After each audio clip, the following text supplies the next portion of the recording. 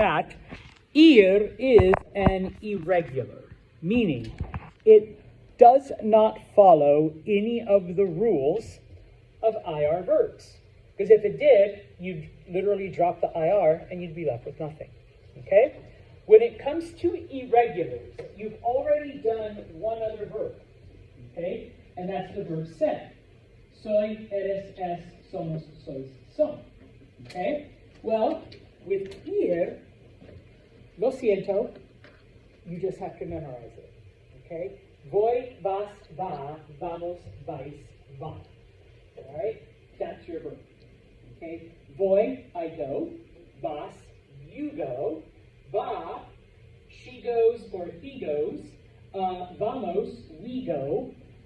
Vais, alls, y'alls go. Or van, they go, or all of you go. Okay? Now, preguntas. If you don't want to look at this, you have the exact same thing on page 98 at the top. Okay? You have all the forms. And, you know, like I do, top to bottom, left to right, voy, vas, va, vamos, vais, van. All right? Eventually, it'll stick at some point. All right? Now, obviously, we use ir to talk about when we are going somewhere. So if you look underneath, okay, numero uno, first off. Ir is one of the verbs that we have that always, a billion, jillion times, always, you have to have a after it. Okay? Always. All right? Now, when you talk about going somewhere, it would be ir, a, and then your destination. Okay? So, voy a casa or voy a la casa, both make sense. What is casa? House. And so while literally you're saying I'm going to the house, you're saying I'm going home. Okay, is the translation. So, voy a la casa, I'm going home. Voy a clase de español. I'm going to Spanish class. Okay? Voy a Syracuse. I'm going to Syracuse. Okay? Voy a Las Vegas. Thank you. Okay? I'm going to Vegas. All right?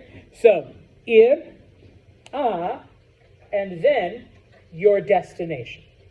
Okay? Now, if you recall last chapter,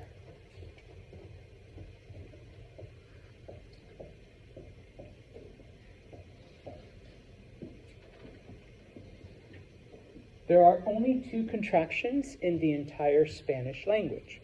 The first one is if you have de plus el, it becomes del. Okay?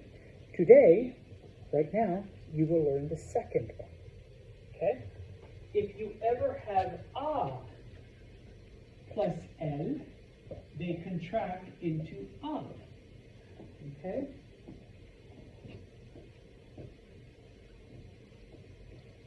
If you're saying you're going to the park, you would not say voy a el parque, you'd say voy al parque. ¿Dónde está? Let's get rid of these cities and the classes. Okay? So you would say voy al parque. Okay? Anything, I guess, that's masculine. El supermercado. All right, you got to go grocery shopping. I'm going to the supermarket. Voy a el supermercado. You would combine a and el. Voy al supermercado. Okay? It is not optional. And like our previous contractions in Espanol, we don't like apostrophes. So no apostrophes. You just smoosh it together. All right? Go and tell your friends and family and loved ones, I know every single contraction in Spanish. because you do. Del and all. Those are the only ones we have. All right? Now, preguntas on that.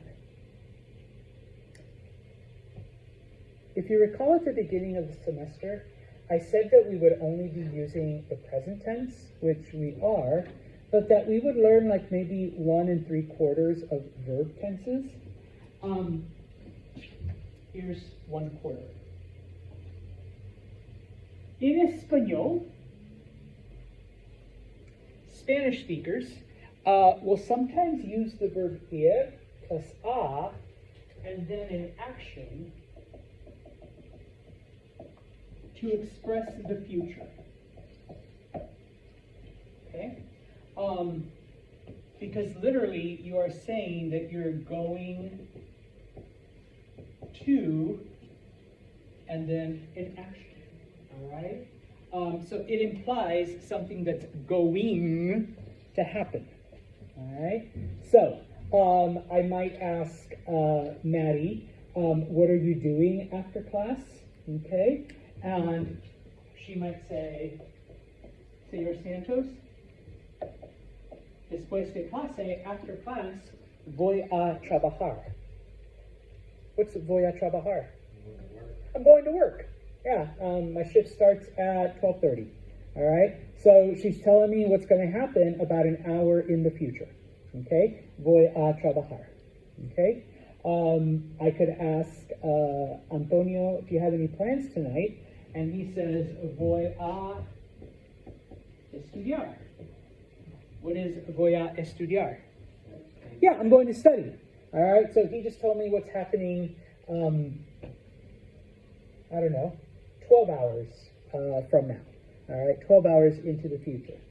Okay? Antonio earlier asked me why we have no class on Friday. Voy a ir a Nueva York. What is voy a ir a Nueva York? Yeah, I'm going to New York. I just told you what's going to happen 5 days, 4 days into the future. Okay? So you would still do voy a ir, so I am going to go to. Mm-hmm. Yeah, you do it in English. so see. Okay? Now, ir a action. Okay? Antonio. So the action is always going to be a restaurant.